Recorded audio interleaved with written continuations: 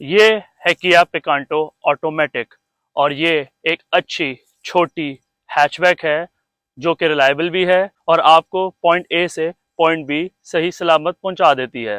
और आज हम करेंगे इस गाड़ी का रिव्यू और मैं आज आपको इसके फीचर्स के बारे में बताऊंगा और इसकी कुछ खास फनकारियों के बारे में बताऊंगा जो किया वालों ने इस गाड़ी के अंदर दी हैं। तो चलें स्टार्ट करते हैं।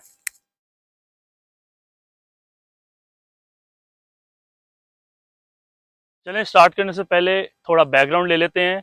किया पाकिस्तान में पहले भी आ चुका है लेट 90s में अपनी किया क्लासिक लेके, और अर्ली 2000s में उन्होंने बहुत अच्छी अच्छी छोटी छोटी गाड़ियां दी जिसमें किया प्राइड आई थी, किया क्लासिक आई थी, आपकी स्पेक्ट्रा आई थी और बड़ी एसयूवीज के अंदर किया स्पोर्टेज आई थी। बट अर्ली 2000s में किया का इतना कोई नाम नहीं था रिलायबिलिटी के लिहाज से और उनकी शेप के लिहाज से, जिसकी वजह से वो कंपनी पाकिस्तान में फ्लॉप हुई और वो अपना बोरिया बिस्तर बांध के यहाँ से चली गई। फिर 2019 में किया ने जो लोकल पार्टनर है लकी मोटर्स, इनके साथ मिलकर दोबारा पाकिस्तानी मार्केट में कदम रखा है और अपना मैन्युफैक्चरिंग प्लांट लगाया है। और ये लोग अपनी जो गाड़ियां लेके आए हैं उनमें से एक किया पिकांटो है जो कि 1000 सीसी हैचबैक है। किया पिकांटो का जो ये वाला मॉडल है वो दुनिया में 2011 में आया था और 2015 में उसको फेसलिफ्ट कर दिया गया था।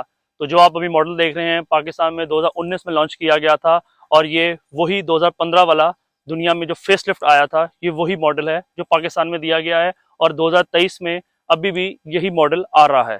चलें अब इसके इंजन की बात करते हैं। इसके अंदर आता है 998 सीसी 3 सिलेंडर इंजन जो कि बनाता है 69 ब्रेक हॉर्स पावर और 94 न्यूटन मीटर ऑफ टॉर्क, जो कि इतना ज़्यादा नहीं है बट इस गाड़ी का जो साइज़ है उसके लिहाज से ये एक रिस्पेक्टेबल नंबर है, जो कि मेट किया गया है एक कन्वेंशनल 4 स्पीड ऑटोमेटिक गेयरबॉक्स से जो कि हमारे पुराने ज़माने में आया करता था। बट ये खुशखबरी है पाकिस्तानी अवाम के लिए कि ये 1000 सीसी कैटेगरी में पहली और वाहिद गाड़ी है जो प्रॉपर ऑटोमेटिक गेयरबॉक्स आती है। वरना जो इनके कंपेटिटर्स हैं जिसमें वैगनार ऑटोमेटिक, कल्टस ऑटोमेटिक आती है, वो प्रॉपर ऑटोमेटिक्स नहीं देते, वो गाड़ियां मैनुअल होती हैं बट उसके अंदर एक गियर शिफ्टर लगा होता है। बाकी इसके अलावा इसके अंदर मैनुअल वेरिएंट भी आता है जो 5 स्पीड मैनुअल है, मगर सिटी ड्राइविंग के लिए ऑटोमेटिक बेहतर है। मगर उसका एक ड्रॉबैक है कि उसकी फ्यूल इकोनॉमी इतनी अच्छी नहीं है और मैनुअल बेहतर फ्यूल इकोनॉमी देता है। चलें अब इसके इंटीरियर के बारे में बात करते हैं। आप इस गाड़ी में जब बैठते हैं तो आपको लगता ही नहीं है कि आप किसी 1000 सीसी गाड़ी के अंदर बैठे हुए हैं, क्योंकि हमारे जो मुल्क के अंदर सुजुकी ने इतने वाहियात और हल्के स्टैंडर्ड्स कायम किए हैं कि जब ये गाड़ी 2019 में लॉन्च हुई थी और लोग इसमें बैठे थे तो लगा था कि बंदा किसी बड़ी गाड़ी के अंदर बैठ गया है। इस गाड़ी की जो सबसे बड़ी फनकारी है और जो सबसे बड़ी अजीब चीज़ है वो ये है कि इसके अंदर सिगरेट लाइटर दिया हुआ है, जो कि 1970s और 80s की गाड़ियों में एक कॉमन फीचर हुआ करता था। बट जो जो सिगरेट के बारे में अवेयरनेस आ गई, मुल्कों में बैन होना शुरू हो गया, तो ये चीज़ गाड़ियों से ख़त्म हो गई। मगर किया वालों ने कहा भाईजान नहीं, ये चीज़ बहुत ज़रूरी है। कोरिया में मेरे ख्याल में लोग अभी भी सिगरेट्स बहुत ज़्यादा ज़ोरों शोर से पीते हैं, तो वही चीज़ एज इट इज़ पाकिस्तानी अवाम को भी इन्होंने दी है, क्योंकि यहाँ पे भी अवाम अन्नेवाज सिगरेट पीती है। तो ये सुटेबाजों के लिए बहुत आला ऑप्शन है। एक और चीज़ जो किया वालों ने इस गाड़ी के अंदर दी हुई है बट हमारे पाकिस्तान में इस गाड़ी में से निकाली हुई है, वो है क्रूज कंट्रोल। अगर आप इसके मीटर पे देखते हैं तो उन्होंने इसकी लाइट्स ऑफ की हुई हैं, बट जब सूरज एक रिफ्लेक्शन मारता है और आपको मीटर के अंदर जो तमाम ऑप्शंस दिए गए हैं उसमें से आप देखते हैं तो इसके अंदर क्रूज कंट्रोल का फीचर इंटरनेशनली आता है। मगर किया पाकिस्तान ने इस गाड़ी के अंदर से वो चीज़ निकाली हुई है, जो कि एक बहुत अच्छी ऑप्शन हो सकती थी अगर वो इस गाड़ी के अंदर दे देते और इंटरनेशनली इस गाड़ी के अंदर आती है। दूसरी चीज़, इस गाड़ी के अंदर पुश स्टार्ट बटन भी आता है, मगर जो किया ने दो वेरिएंट्स पाकिस्तान में लॉन्च किए हैं, एक मैनुअल और एक ऑटोमेटिक, जो कि 100% सेम है। इन दोनों के अंदर जैक नाइफ की आती है जो ग्रांडी 2016 में आया करती थी, इमोबलाइजर आता है बट पुश स्टार्ट बटन नहीं आता। मीटर में सिर्फ यही एक फनकारी नहीं है, इसके अलावा एक और बहुत अजीब चीज़ दी हुई है कि नॉर्मली गाड़ियों की जो फ्यूल एवरेज बताई जाती है वो किलोमीटर्स पर लीटर में आ रही होती है, बट इसके अंदर किया वालों ने कहा यार ये गाड़ी हम लोग पढ़े लिखे लोगों के लिए बना रहे हैं, मगर अनपढ़ या जो बेचारे थोड़े मैथ्स में कमजोर हैं वो लोग ये गाड़ी लेके फंस जाएंगे, क्योंकि इसकी जो फ्यूल एवरेज आ रही होती है वो लीटर पर 100 किलोमीटर आ रही होती है, जो कि मेरे ख्याल में एक थोड़ा सा कॉम्प्लेक्स तरीका है फ्यूल एवरेज कैलकुलेट करने का, मगर इसको आसान भी किया जा सकता था। इसके अलावा इस गाड़ी के अंदर एक और फनकारी दी गई है कि ग्रैब हैंडल की जगह इन लोगों ने सन ग्लासेस होल्डर दे दिया है, क्योंकि नॉर्मली ये जगह ब्लैंक होती है। तो किया वालों का बहुत बहुत शुक्रिया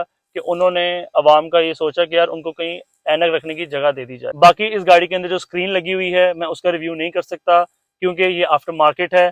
इसके अंदर ये लोग नॉर्मल रेडियो या ब्लूटूथ वाला सीन दिया हुआ है, जो कि नहायत ही 15-20 साल पुरानी टेक्नोलॉजी है। तो ऑप्शन लिस्ट के अंदर आप स्क्रीन लगवा सकते हैं, मैट्स डलवा सकते हैं, और जो इसके अंदर रिम्स की ऑप्शन है वो भी आप ऑप्शन लिस्ट में डाल सकते हैं, बट स्टैंडर्ड नहीं आती।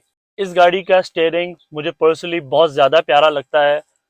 इसकी वजह इसके अंदर जो ये सिल्वर कलर का पेंट किया हुआ है वो इस व्हील को बहुत ज़्यादा प्यारा बनाता है, बहुत ज़्यादा अट्रैक्टिव बनाता है, और बिल्कुल नहीं लगता कि ये एक 1000 सीसी गाड़ी का स्टीयरिंग है।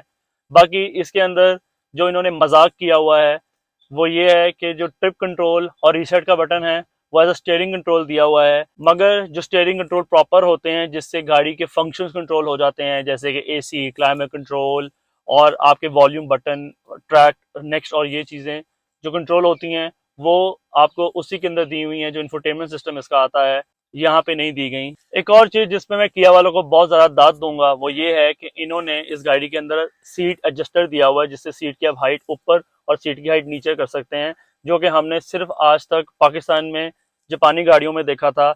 ये ऑप्शन हमारी बड़ी सेगमेंट की गाड़ियों में भी, लग्जरी सेगमेंट गाड़ियों में भी नहीं आया करती थी, जो कि इन्होंने इस गाड़ी के अंदर दी हुई है। सीटिंग पोजीशन इस गाड़ी की ठीक है, 4 बंदे शहर के अंदर बैठ के ट्रैवल कर सकते हैं। हेडरूम भी ठीक है, नी रूम भी ओके है, क्योंकि मैंने ड्राइविंग सीट वहाँ एडजस्ट की हुई है जहाँ पे मैं नॉर्मली गाड़ी चलाता हूँ। एक छोटी 4 डोर हैचबैक के लिए इसकी सीटिंग पोजीशन ठीक है। बाकी पीछे इतना कोई खास ऑप्शन नहीं है। आइसोइक सीटिंग का पॉइंट दिया हुआ है कि आप अपने बच्चों की कार सीट डाल सकते हैं इसके अंदर सही तरीके से। दूसरा, एयरप्लेन टाइप पॉकेट सीट्स इसके अंदर दी हुई हैं, जो कि एक बहुत अच्छी ऑप्शन है मेरे ख्याल में। बाकी कोट हैंगर भी दिया हुआ है, बट वो एक सस्ता काम किया हुआ है, नॉर्मली हुक लगा होता है, बट ये भी दिया हुआ है, इतना भी उन लोगों ने सोचा है तो गनीमत है। चले आते हैं इसकी बूट के ऊपर, जो कि इसके अंदर 200 लीटर कैपेसिटी आती है।